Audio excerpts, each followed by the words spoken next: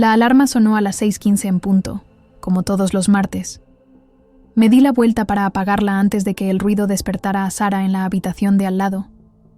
Mi hija siempre ha tenido el sueño ligero, y si se despertaba antes de la hora, el mal humor matutino estaba garantizado. Para los dos.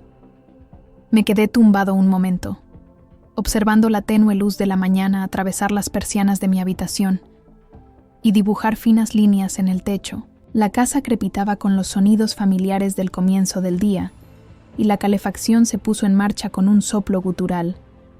Llevaba tiempo diciendo que iba a llamar a alguien para que le echara un vistazo. Probablemente ese aparato era más viejo que la propia Sara, pero entre la hipoteca de la casa y los ahorros para su universidad, cualquier reparación doméstica siempre acababa quedando relegada al final de la lista. En el baño, me salpiqué la cara con agua fría y me miré. En el espejo, a mis 42 años, las canas ya se insinuaban en las sienes y las líneas alrededor de los ojos estaban más marcadas. A Sara le gustaba decir que eran marcas de sonrisa, pero yo sabía que era más que eso. 8 años criando a una hija solo dejaban sus cicatrices. Estaba a mitad de preparar la merienda. Un sándwich de mantequilla de maní con plátano, palitos de zanahoria y esas galletas de chocolate que le encantaban, cuando oí que se abría la puerta de su habitación. El sonido familiar de los pies descalzos arrastrándose por el suelo de madera hizo que se me escapara una sonrisa. «Buenos días, monita», pensé sin volverme. «¿Has dormido bien?». Lo que recibí a cambio fue un murmullo somnoliento mientras se subía a uno de los taburetes de la cocina, con el pelo oscuro enredado y el señor, bigotes todavía apretado entre los brazos, el conejo, de peluche que tenía desde los 3 años. «¿Te has acordado de las galletas esta vez?», preguntó, mirando la fiambrera que estaba cerrando. Me di un golpe en el pecho fingiendo indignación. Solo fue una vez, hace 3 semanas, y todavía lo estoy pagando. Una sonrisa se escapó de su rostro. Fue un trauma, papá. Jenny tenía Oreos, yo solo manzana. ¡Qué injusticia! No, sí. La gran crisis de las galletas de 2024, inolvidable. Empujé un tazón de cereales hacia ella. Come, pequeña. Hoy salimos un poco tarde. Mientras comía, miré el móvil. Un mensaje del trabajo. Marcus había llamado diciendo que estaba enfermo otra vez. Otro día cubriendo una máquina extra en la fábrica. Mi espalda aún me dolía del jueves pasado, cuando tuve que hacer turno doble. Afuera, la mañana parecía envuelta en un silencio extraño. Una densa niebla se había instalado sobre nuestra pequeña ciudad de Millbrook, amortiguando incluso el canto de los pájaros. Apenas se veía la casa de los Anderson al otro lado de la calle. Da un poco de miedo ahí fuera, y comentó Sara, ahora despierta, apoyando la nariz en la ventana de la cocina. El vapor de su aliento formaba pequeños círculos en el cristal, como en las películas de terror que no me dejas ver. Y precisamente por eso no puedes verlas. Pensé mientras cogía nuestras cosas. Solo es niebla. Se habrá disipado a mediodía, pero había algo extraño en aquella niebla. No se movía, ningún remolino, ningún movimiento de aire. Estaba quieta, pesada, como si estuviera escuchando. Dejé ese pensamiento a un lado. Ya tenía suficientes preocupaciones reales como para inventarme otras nuevas. El camino hasta la escuela de Sara fue más lento, de lo normal. La niebla parecía espesarse a cada esquina, y me encontré inclinado en el asiento, forzando los ojos para ver la calle. En la radio, el locutor decía algo sobre la baja visibilidad en los condados vecinos, pero parecía más interesado en hacer juegos de palabras con la niebla que en informar realmente. «Papá», dijo Sara desde el asiento trasero. «¿Por qué está tan rara la niebla?» Miré por el retrovisor. «¿Rara cómo?» «No sé, solo. Rara. Parece que nos está mirando». Solté una risa débil. «La niebla no mira a nadie, monita. Solo es vapor de agua en el aire».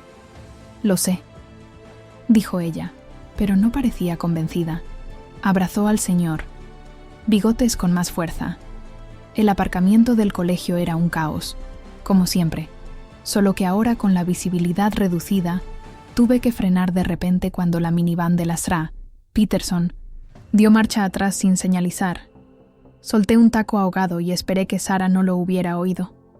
¿Tienes club de teatro después de clase? Y le pregunté mientras cogía la mochila. Ella asintió. Hoy vamos a pintar el decorado de la obra. La profesora Russell ha dicho que puedo ayudar con el bosque. Eso es genial, princesa. Pero me quedé en silencio por un instante, invadido, por un repentino deseo de decirle que se quedara en casa. Me tragué ese sentimiento. Diviértete, ¿vale? Te recojo a las 4:30. Me dio un abrazo rápido y saltó del coche. Me quedé allí, observando cómo su mochila morada desaparecía en la niebla, completamente envuelta por el gris. La fábrica estaba a solo 10 minutos de la escuela, pero ese día el trayecto me pareció más largo. La niebla parecía ganar peso, presionando los cristales del coche como si fuera algo sólido.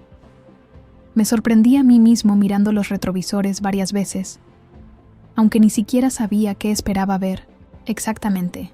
La señal de la radio empezó a fallar, dando paso a silbidos y silencios. La señal de las noticias de la mañana comenzó a fallar, interrumpida por silbidos insistentes.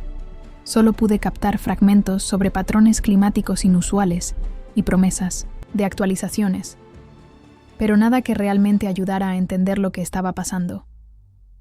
El estacionamiento de Miller & Sons Manufacturing estaba sorprendentemente vacío cuando aparqué. Pasé mi tarjeta de identificación por la entrada de empleados y saludé a Rita, la guardia de seguridad. Estaba tan absorta en su teléfono que apenas me vio, su rostro normalmente alegre ahora fruncido, marcado por algo que parecía inquietud. Le pregunté si todo iba bien, deteniéndome junto a su mesa. Se sobresaltó, casi dejando caer el teléfono. Ah, Thomas. Sí, solo mirando el tiempo. Me dijo que su hermana, que estaba en Riverside, le había enviado un mensaje diciendo que la niebla allí era aún peor y que hacía que la gente se sintiera rara. Le pregunté qué quería decir con rara, pero ella solo se encogió de hombros y volvió a mirar por la ventana. No me lo ha explicado, solo me ha dicho eso, que era raro. En la planta de producción, el ambiente también parecía afectado. Normalmente había bromas sobre el partido del lunes por la noche, discusiones sobre dónde pedir el almuerzo, risas que resonaban entre las máquinas. Pero hoy no. Todos estaban en silencio, o demasiado inmersos en sus propios pensamientos como para siquiera hablar. Las enormes ventanas de la fábrica, que normalmente dejaban entrar suficiente luz para iluminar el ambiente, ahora estaban completamente cubiertas. La niebla lo envolvía todo en penumbra. Thompson está enfermo, comentó Jack, mi supervisor, mientras fichaba. Necesito que cubras su puesto también. Asentí, calculando ya cuántas pastillas extra de analgésico tendría que tomarme en el almuerzo. Pregunté si se sabía cuándo se disiparía la niebla. Jack miró hacia afuera y apartó la vista inmediatamente. El servicio meteorológico no lo sabe. Dicen que nunca han visto nada igual. A lo largo de la mañana, la situación no hizo más que empeorar. La niebla parecía más densa, si es que eso era posible. Las luces fluorescentes que nos iluminaban tenían ahora un tono enfermizo y creaban sombras extrañas en las esquinas de la sala. Varias veces me sorprendí mirando esos rincones oscuros, jurando que veía formas allí, como siluetas estáticas, inmóviles, solo observando. Casi a las 11, noté que un grupo de empleados se reunía frente al televisor de la sala de descanso. Desde donde yo estaba, no se oía nada, pero pude ver el letrero de la transmisión de emergencia que aparecía en la parte inferior de la pantalla. Debía de ser alguna alerta meteorológica grave, pero nunca había visto una alerta así por culpa de la niebla. Mi móvil vibró en el bolsillo. Un mensaje de Sara. Papá, la niebla está rara otra vez. La señorita Russell no nos ha dejado salir al recreo. Le respondí rápidamente, diciéndole que probablemente solo era una medida de seguridad, por la visibilidad, y que no había motivo para preocuparse. Pero cuando guardé el teléfono, esa sensación extraña creció dentro de mí. la misma, que no me abandonaba desde temprano. La niebla presionaba contra los cristales como si tuviera peso, como si tuviera ganas, y a lo lejos, casi como un pensamiento que se forma sin previo aviso, escuché el sonido de sirenas. Miré el reloj. Eran las 11:47. Faltaban menos de 5 horas para recoger a Sara e irnos a casa. Me decía a mí mismo que para entonces todo habría pasado. Pero en el fondo, en esa parte instintiva del cerebro que ya me había mantenido con vida en situaciones de combate, que me había mantenido alerta como padre, lo sabía. Sabía que las cosas no volverían a la normalidad, al menos no ese día. Quizás nunca más. El móvil volvió a vibrar, pero esta vez no era un mensaje. La pantalla mostraba el símbolo de alerta de emergencia. A mi alrededor, todos los demás móviles también comenzaron a vibrar. Un coro de alarmas electrónicas crecía, superando el ruido de las máquinas. Leí el mensaje una vez, luego otra. Las manos comenzaron a temblarme. Alerta de emergencia. Cierre todas las ventanas inmediatamente. No miré afuera. Seguí mirando el celular, con las manos cada vez más temblorosas. A mi alrededor, la fábrica se sumía en un murmullo confuso. Todos leían el mismo aviso. Jack cruzó la sala hacia las ventanas, gritando a todos que se alejaran mientras bajaba las persianas industriales. «Mantengan la calma», decía, pero su voz tenía un tono que nunca había oído antes. «Sigamos el protocolo». Mi teléfono sonó, interrumpiendo el tumulto. Era la escuela de Sara. Mi corazón se detuvo por un instante. Contesté. La voz al otro lado era la del director Harrison. Conocía a Dave desde hacía 3 años. Nuestros hijos estudiaban juntos. Desde segundo curso. Pero nunca, ni una sola vez, me había llamado «Señor Reynolds». «Necesitamos que venga a recoger a Sara inmediatamente». Y la forma en que lo dijo me puso los pelos de punta. Le pregunté qué estaba pasando. Al otro lado, silencio. Solo se oía su respiración. Cuando volvió a hablar, fue en un susurro. Solo ven rápido, Thomas. Y hagas lo que hagas. No mires directamente hacia afuera. Mantén la vista en el suelo, por favor. Y se cortó la línea. Ni siquiera tuve tiempo de responder. Ya estaba en movimiento, cogiendo mi abrigo del respaldo de la silla. Jack intentó detenerme, agarrándome del brazo. «Thomas, las órdenes son que te quedes dentro. La alerta. Mi hija». Fue todo lo que dije. Soltó mi brazo al instante y asintió con la cabeza. Él también era padre. Lo entendía. Los pasillos de la fábrica parecían más largos de lo normal, mientras avanzaba hacia la salida, cuando pasé por la recepción. Me di cuenta de algo que nunca había sucedido antes. La mesa de Rita estaba vacía, la recepción estaba vacía, completamente desierta, algo que nunca había visto en todos los años que llevaba trabajando allí. Pasé por las puertas de cristal con la mirada fija en el suelo, recordando las palabras de Harrison. Afuera, el aparcamiento era solo una masa gris y densa que parecía tragarse la luz. Avancé sin levantar la cabeza, sintiendo que el aire me tocaba la piel de una forma extraña. No era húmedo, como cabría esperar de una niebla. Pero había algo eléctrico, casi como estática, igual que las señales de los televisores antiguos cuando perdían la imagen. El aire zumbaba con una frecuencia baja que vibraba en mis dientes. Mi camioneta estaba a unos 10 metros, pero el camino hasta ella me pareció eterno. Me concentré en el cemento bajo mis pies y empecé a contar los pasos. 1, 2, 3.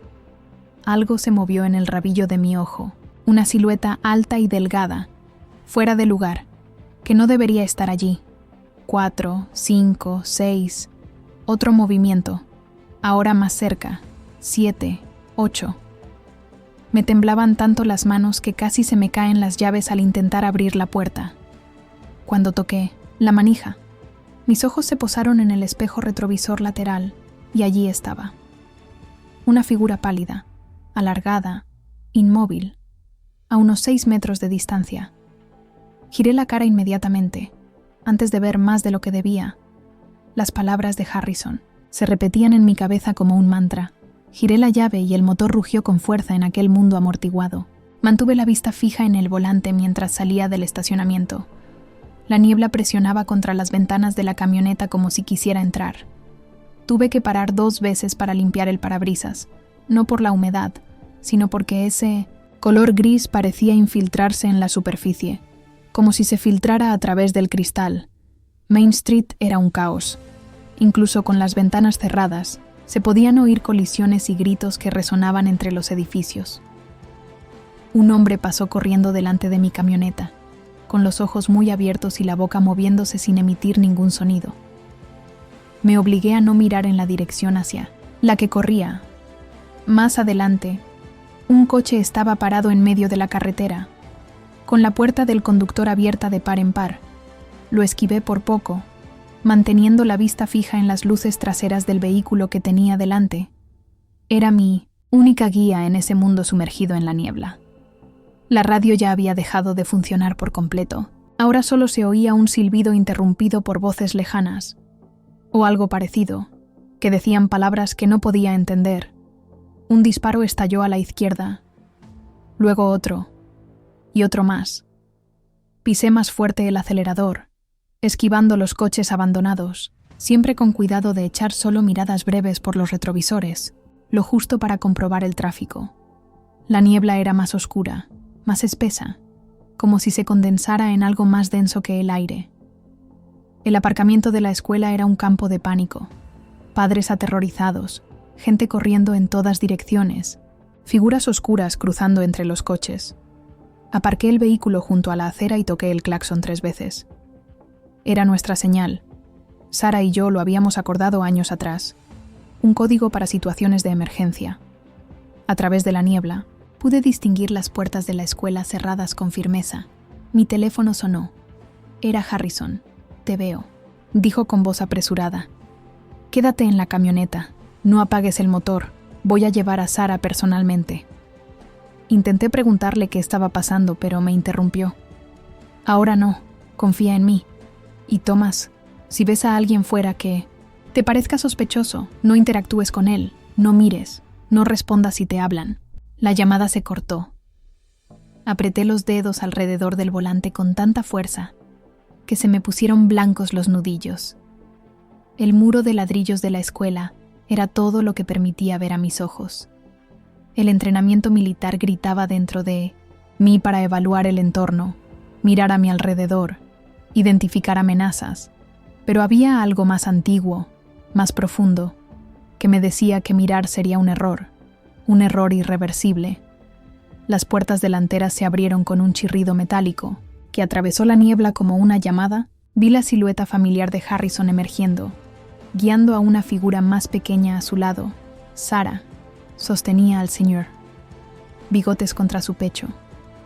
Caminaban rápido, pero con paso medido, y la mano de Harrison descansaba firme sobre el hombro de ella, dirigiendo su mirada hacia el suelo. «Sara», le oí decir mientras se acercaban, «haz lo que acordamos. Mira al suelo. Cuenta los pasos». Estiré el brazo y abrí la puerta del pasajero. Sara entró de un salto y vi su rostro por un instante, pálido, asustado, pero sin heridas. Harrison la ayudó a abrocharse el cinturón, sin apartar la mirada de la niebla a nuestras espaldas. Sus movimientos eran precisos, casi ensayados. «Thomas», dijo, inclinándose ligeramente sin apartar la vista del salpicadero. «Llévala a casa. Cierra todo, ventanas, puertas, y no abras a nadie. No importa lo que digan, ni siquiera si se parecen. A alguien que conozcas». Intenté responder, pero ya se estaba alejando. «No hay tiempo solo manténla a salvo. Y recuerda, no los mires a los ojos». Cerró la puerta con firmeza y se volvió hacia la escuela, con pasos aún mesurados, cautelosos. Me quedé observando hasta que llegó a la entrada. En ningún momento levantó la vista. «Papá», dijo Sara en voz baja y temblorosa. «¿Qué está pasando?». Tragué saliva, tratando de mantener la voz firme. «No lo sé, monita, pero nos vamos a casa, todo va a salir bien». Quizás era mentira, pero era todo lo que podía ofrecer en ese momento. El camino de vuelta fue un torbellino de maniobras cautelosas y miradas evasivas. La niebla era tan densa que parecía tener consistencia, retorciéndose contra los cristales. Como algo vivo, Sara mantuvo la cara enterrada en Mr. Bigotes, solo levantando los ojos una vez, cuando el sonido de los disparos resonó, ahora más cerca. «Hay alguien parado en el jardín de la señora Kelly», susurró. «No mires», le dije de inmediato. «Solo mantén los ojos cerrados, ¿de acuerdo? Ya casi estamos en casa». Pero yo también lo había visto. Por el rabillo del ojo, una figura alta, demasiado delgada, inmóvil como una estatua en el césped de nuestra vecina. Cuando pasamos, juraría que oí algo, un sonido estático que se intensificaba, como si el mundo estuviera sintonizando algo que no debíamos oír. La entrada del garaje nunca me había parecido tan acogedora. Aparqué y apagué el motor. «Sara, entramos rápido, ¿vale? Mira al suelo, como dijo el señor Harrison». Ella asintió, agarrando al señor Bigotes con más fuerza aún. Salí primero, rodeando el coche. El aire parecía más denso, la electricidad casi palpable, haciéndome erizar el vello de la nuca. En el límite de mi visión, otra de esas figuras estaba parada, al final de la entrada de nuestro garaje. Agarré la mano de Sara y nos movimos rápidamente hacia la puerta. Las llaves tintineaban demasiado en ese mundo sofocante.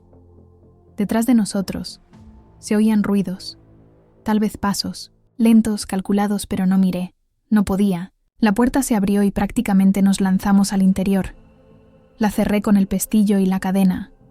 Sara se quedó en el pasillo, temblando ligeramente mientras yo me movía por la casa cerrando las persianas y todas las cortinas. «Ayúdame», le pedí, tratando de mantener su mente ocupada. «Tenemos que tapar todas las ventanas. Coge las mantas del armario del pasillo». Fuimos de habitación en habitación, trabajando rápido y en silencio.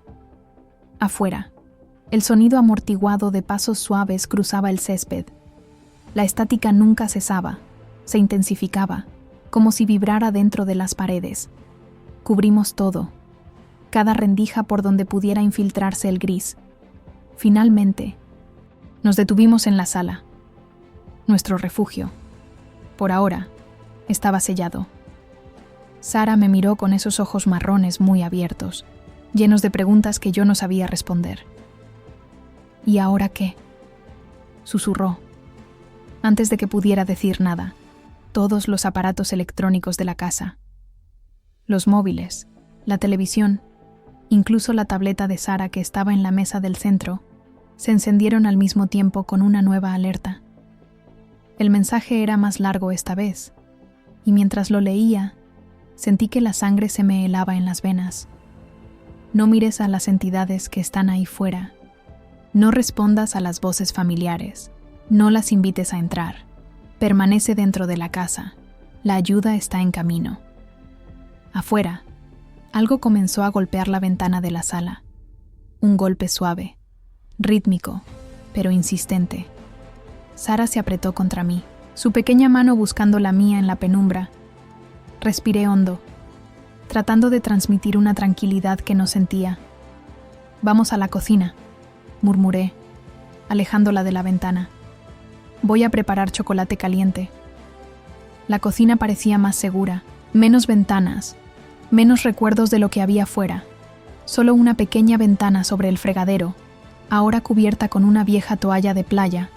Mantuve a Sara ocupada buscando tazas y malvaviscos, mientras calentaba la leche. Intentaba preservar algún atisbo de normalidad, como si repetir gestos antiguos pudiera mantener el mundo tal y como era. Pero el sonido de la estática lo atravesaba todo. Ahora parecía brotar de las propias paredes, como si el aire vibrara dentro de la casa. Eso me recordaba a mi infancia, cuando las emisoras cerraban la programación y solo quedaba la pantalla en blanco, el ruido blanco invadiendo la habitación.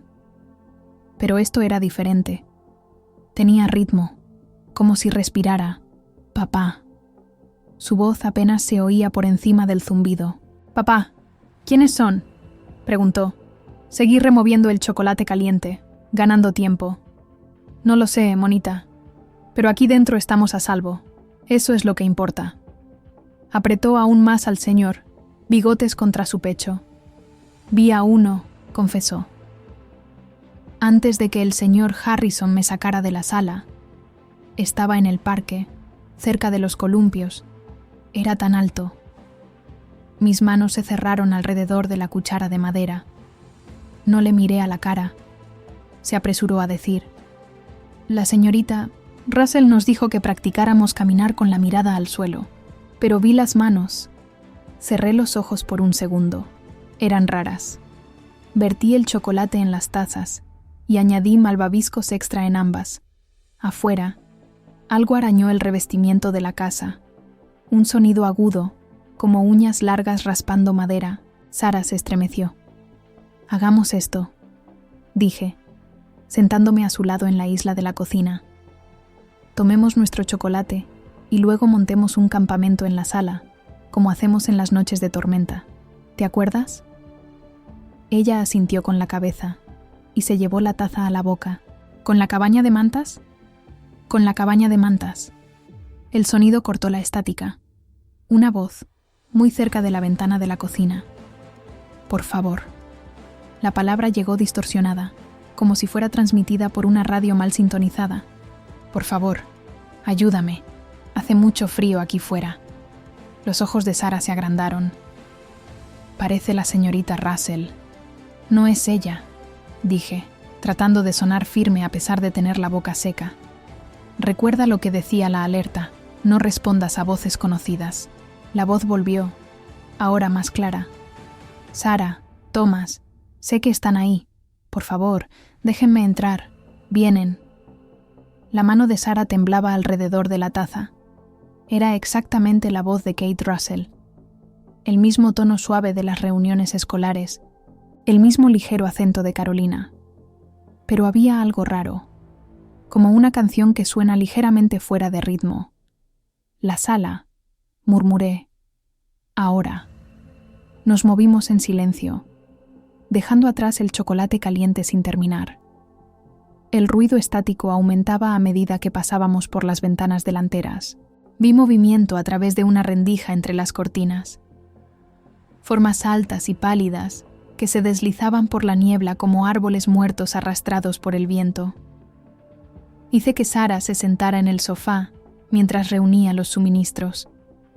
Mantas, almohadas, la linterna con forma de unicornio. Cualquier cosa que aún recordara la infancia dentro de esa pesadilla. El golpeteo en la ventana se extendió. Ahora venía de varios puntos de la casa. Rítmico, sincronizado. Una sinfonía macabra. «Thomas», se sumó otra voz, más grave, la del director Harrison. «Thomas, ya se han ido. Ahora estás a salvo. Déjanos entrar». Me temblaban las manos mientras armaba la estructura de la cabaña con 2 sillas y una manta. Sentía los ojos de Sara fijos en mí, buscando algo de esperanza. «Sara», volvió a decir la voz de la señorita Russell, ahora aún más dulce, más extraña. «Te he traído tu proyecto de arte, el que empezaste esta mañana. ¿No quieres terminarlo?» «No es la señorita Russell», susurró Sara, pero había duda en su voz. «No puede ser. La vimos entrar en el coche. Antes de...» Dejó de hablar. Menos mal. No quería saber lo que había visto en esos últimos momentos en la escuela. La cabaña fue tomando forma poco a poco. Las mantas colgadas entre los muebles creaban un pequeño refugio en medio de la sala.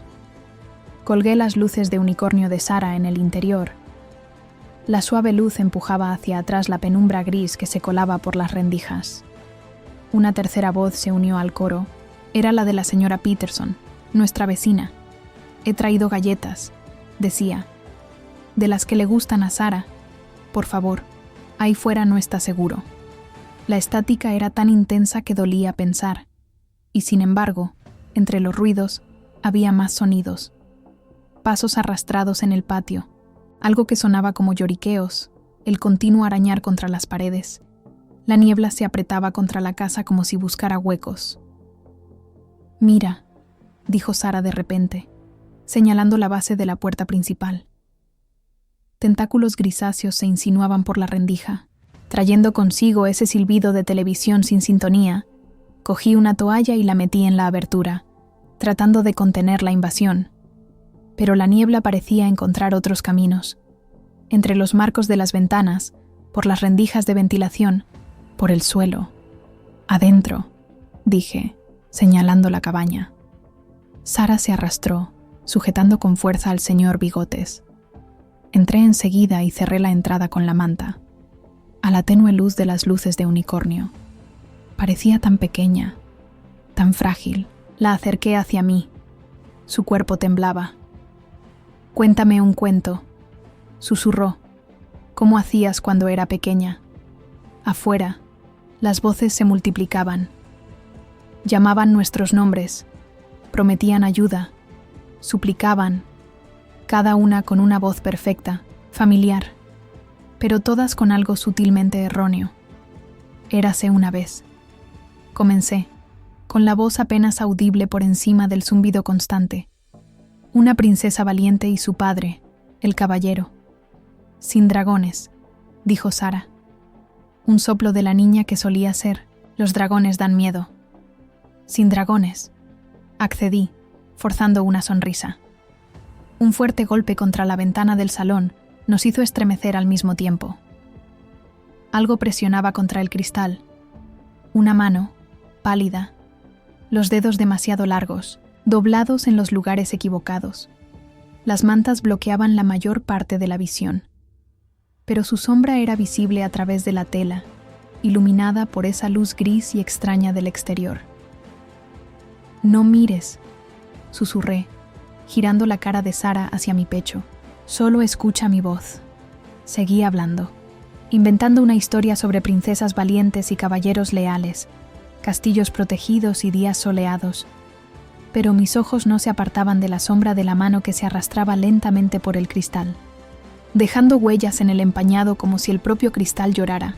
Las voces de fuera cambiaron, ya no eran reconocibles, se fundieron con el ruido estático, convirtiéndose en un murmullo, un muro de sonido que tal vez había sido palabras, tal vez nombres, tal vez gritos.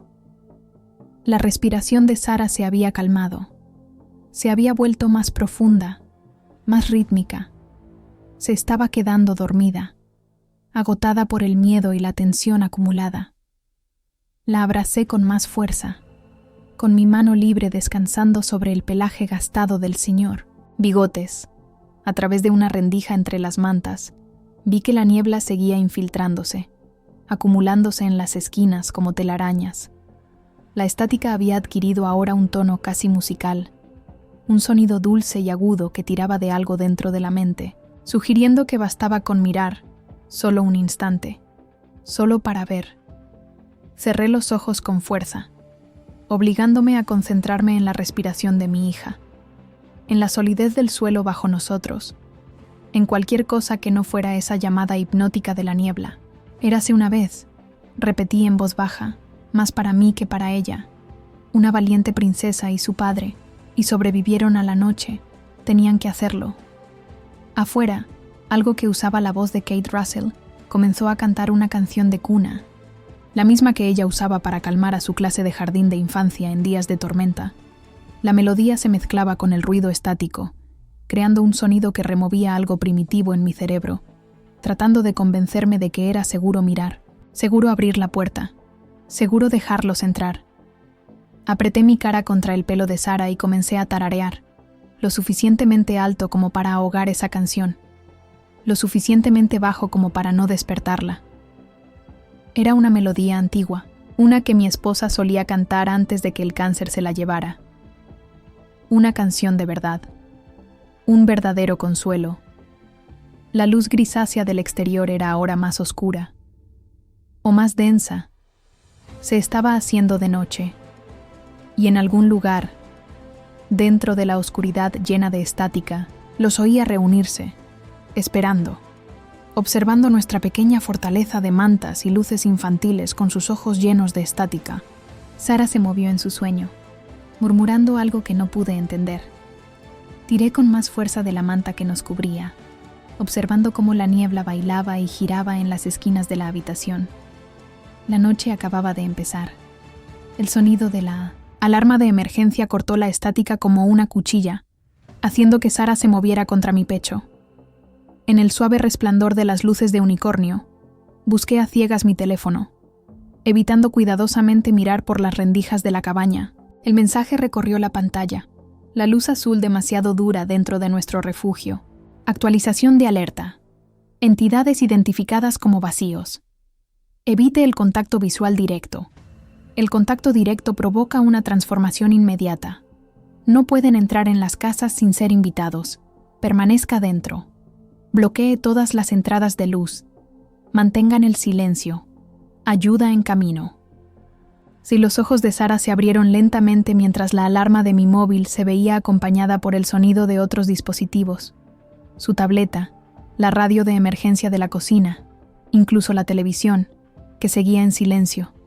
Todos transmitían el mismo mensaje. La luz combinada hacía que las paredes de la cabaña parecieran vidrieras pintadas con alertas. «¿Qué hora es?», murmuró, abrazando con más fuerza al señor Bigotes. «Poco después de medianoche», susurré. Las voces del exterior habían disminuido, pero la estática aún llenaba el aire como una corriente eléctrica. «Vuelve a dormir si puedes». «No puedo». Se sentó un poco, frotándose los ojos. «El zumbido es muy fuerte». Tenía razón. La estática había cambiado de nuevo. Ya no era como un televisor sin sintonía. Ahora sonaba como el rugido lejano de máquinas, pulsando, al mismo ritmo que la niebla que aún se filtraba por los bordes, girando en patrones hipnóticos que atraían la mirada si se miraba durante mucho tiempo. «¿Crees que la señorita Russell está bien?», me preguntó de repente, con voz débil en la oscuridad. «¿Y el señor Harrison? ¿Y los demás?». La acerqué más a mí, sin saber qué responder. «Espero que sí, monita». Ellos lo sabían que no podían mirar, igual que nosotros. Lassie. «Escuela», susurró. «Allí, en los columpios». Él era tan alto, y las manos. Se estremeció. «Menos mal que la señorita Russell nos dijo que miráramos al suelo». «Hiciste lo correcto», le aseguré, tratando de mantener mi propia voz firme. «Eso es lo que nos mantiene a salvo. No mirarlos, no dejar que entren». A través de las rendijas de la cabaña se podían ver las sombras cruzando las ventanas. Sus formas eran extrañas, como si no obedecieran a ninguna lógica del cuerpo humano. Su presencia llenaba el aire con esa vibración estática que me hacía doler los dientes. Un nuevo sonido rompió el zumbido. Pasos en el porche delantero, más lentos, más deliberados. Se detuvieron justo delante de la ventana de nuestro salón. «Tomás». Era la voz de Jack, de la fábrica, pero no era él. Había algo raro, un tono distorsionado, arrastrado. «Vamos, tío, déjame entrar.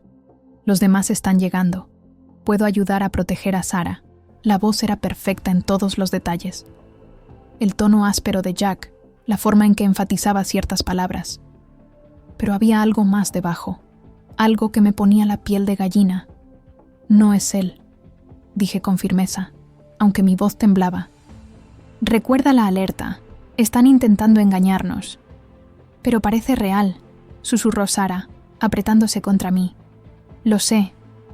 Vicky la abracé con más fuerza, mientras la cosa con la voz de Jack seguía suplicando.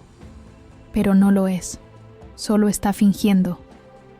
La voz cambió. Primero a la de la señorita Russell, luego a la del director Harrison. Alternaba entre rostros conocidos, buscando el que nos haría abrir la puerta. Sara se llevó las manos a los oídos, con los ojos llorosos. «Haz que pare», susurró. «Por favor, haz que pare». Volví a tararear. Esta vez, una canción de los Beatles. «Here Comes the Sun». Sara también empezó a cantar, con la voz temblorosa al principio, pero ganando fuerza. Fuimos cantando cada vez más alto, hasta que los lamentos del exterior empezaron a desaparecer. Pero los pasos volvieron. ahora rodeaban la casa. A través de las rendijas, veía sombras atravesando la niebla, figuras altas, demasiado delgadas, que se movían con una ligereza antinatural. La estática aumentaba con cada paso, volviéndose casi insoportable, una presión física en los tímpanos. «Tiene que haber una razón», dijo Sara de repente. «¿Cómo es eso? ¿Por qué quieren entrar tanto? ¿Por qué están tratando de engañarnos?» Frunció el ceño, concentrada. «¿Qué les pasa a los que los miran a los ojos? ¿Necesitan más? ¿Como un virus?» A veces olvidaba lo inteligente que era, cómo su mente buscaba la lógica incluso en medio del caos. «Quizás», respondí, «pero no lo vamos a descubrir. Quedémonos aquí hasta que llegue ayuda». «¿Y si no llega?» Me miró, con los ojos demasiado grandes para su pequeño rostro. «¿Y si esto es en todas partes?» Se oyó un fuerte golpe en la cocina. Algo pesado golpeó la ventana sobre el fregadero. La toalla de playa que habíamos usado se movió, dejando pasar un haz de esa luz gris y artificial. «Quédate aquí», y susurré, pero Sara me agarró del brazo. «No vayas allí». Los golpes continuaron, rítmicos, calculados. Estaban probando nuestras defensas. Sabían que no podían entrar sin invitación, así que intentaban asustarnos hasta que cediéramos. Empujé a Sara hacia el rincón más alejado de la cabaña, colocando mi cuerpo entre ella y la entrada de la manta. Las luces de unicornio parpadearon. Su brillo antes reconfortante ahora parecía demasiado frágil ante la oscuridad que nos rodeaban si pasa algo, y murmuré, «Corre a casa de la señora Anderson. No te detengas, no mires atrás, no mires a nadie, solo corre, y llama a la puerta hasta que abra. Prométemelo».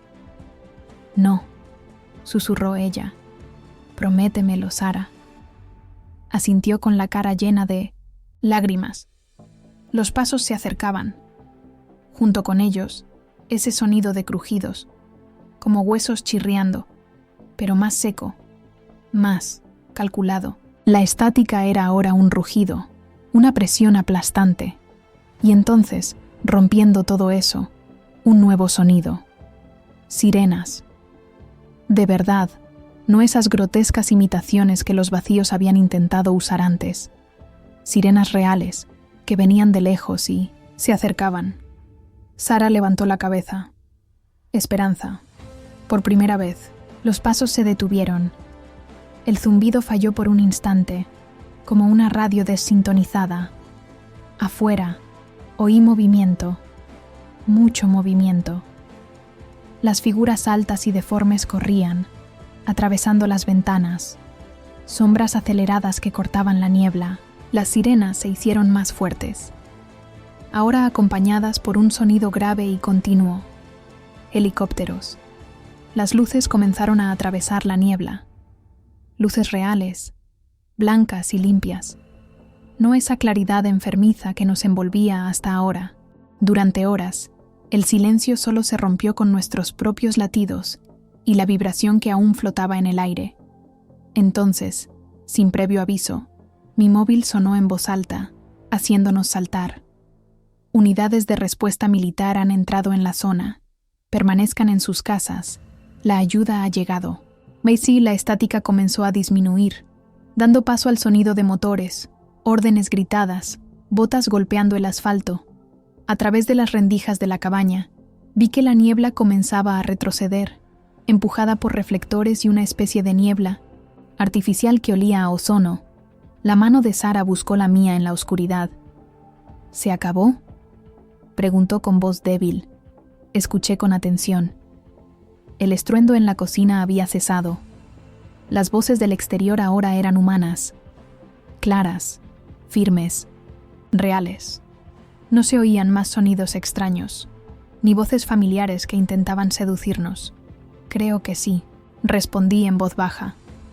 «Pero nos quedaremos aquí hasta que alguien venga a buscarnos. ¿De acuerdo?». Ella asintió, apoyándose en mí. Afuera, alguien con un megáfono anunciaba que la zona estaba siendo acordonada, que pronto comenzarían los registros casa por casa, y que todos debían permanecer donde estaban y esperar la evacuación. «Papá». Su voz estaba cargada de cansancio. «¿Y ahora qué? ¿Después de que nos saquen de aquí?» La miré, al señor, bigotes apretado contra su pecho, a su rostro que intentaba parecer valiente. «No lo sé, monita, pero lo descubriremos juntos». Se quedó en silencio pensando. ¿Como la princesa y el caballero de tu historia? Exactamente. Así. La acerqué más a mí. Justo cuando oí los pasos pesados en el porche delantero, había caído la noche. Eso era lo que importaba. La puerta principal se derrumbó con un estruendo de madera astillada. Sara gritó cuando unas figuras blindadas irrumpieron en la casa. Armas en ristre, los ojos ocultos por unas extrañas gafas, que brillaban en azul a su alrededor. «¡Limpiando!», gritó uno de ellos, registrando la entrada. «2 civiles en la sala. Quédate donde estás». «¿Cuánto tiempo sin contacto visual con las entidades?», preguntó otra voz. «No hemos mirado», respondí de inmediato, manteniendo a Sara detrás de mí. «Estamos en nuestra fortaleza desde que empezó». Un soldado se acercó con movimientos precisos y urgentes. Las gafas le daban a sus ojos un aspecto inhumano, frío y mecánico. «No hay tiempo para confirmar. Pónganse esto ahora». Nos entregó 2 pares de esas gafas. «No abran los ojos. Hasta que se las hayan puesto, 3 segundos». Primero le puse las de Sara, ajustando bien la cinta alrededor de su cabeza. Luego las mías. El mundo visto a través de las gafas era extraño, azulado, y la niebla brillaba en tonos rojos donde aún persistía. «Caminad», ordenó el soldado, tirando de mi brazo. «Tenemos 12 casas más que limpiar en esta manzana. El refugio está a 2 kilómetros. Quedaos entre nosotros, y no os quitéis las gafas, por nada». Y nos apresuraron para salir. A través de las lentes, pude verlos. Los vacíos, resaltados en rojo contra el azul del mundo, retrocedían ante el avance militar, pero sus movimientos eran torpes, como marionetas rotas. «No los miren directamente, ni siquiera con las gafas», advirtió uno de los escoltas. «Los filtros aún no son perfectos». Las calles eran un caos total, soldados por todas partes, vehículos blindados, helicópteros en el aire lanzando algo que disipaba la niebla. Entre todo eso, civiles con las mismas gafas eran conducidos apresuradamente a vehículos como el nuestro. «¿Y nuestros vecinos?», pregunté mientras nos metían dentro. «Los Anderson, los de al lado». «Ya se han ido», respondió el soldado, sin detenerse. «O evacuados, o comprometidos. No hay tiempo para detalles. Anden». El viaje hasta el refugio fue rápido y tenso. Sara se aferraba a mí y al señor Bigotes, mientras el vehículo esquivaba coches abandonados y atravesaba puestos de control. A través de las gafas, vi otros convoyes convergiendo hacia lo que parecía ser el antiguo centro comunitario. El refugio era una fortaleza, barreras portátiles, focos por todas partes, más soldados con esas mismas gafas brillantes. Dentro del gimnasio, decenas de supervivientes, todos con las mismas gafas protectoras. «Quédate aquí», ordenó nuestro escolta, alejándose ya. «No te quites las gafas bajo ningún concepto, solo cuando lo ordene directamente el mando». Reconocí caras entre la multitud, la señora Anderson abrazando a su gato, el director Harrison consolando a un grupo de alumnos, incluso Rita, de la fábrica, todos diferentes, todos marcados por una noche que había cambiado el mundo. «Papá», murmuró Sara, con la voz casi ahogada por el bullicio a nuestro alrededor. «¿Y ahora qué?». La miré a través del tono azul de las gafas, a su rostro que aún intentaba mantenerse firme. «Ahora, estamos vivos, estamos juntos, y eso es lo que importa». Afuera, más allá de las paredes del refugio, continuaban los sonidos de la operación militar. Más helicópteros, más vehículos, más rescates en curso. El sol estaba saliendo en algún lugar detrás de toda esa niebla y caos, pero yo lo sabía. El mundo que iluminaría nunca volvería a ser el mismo.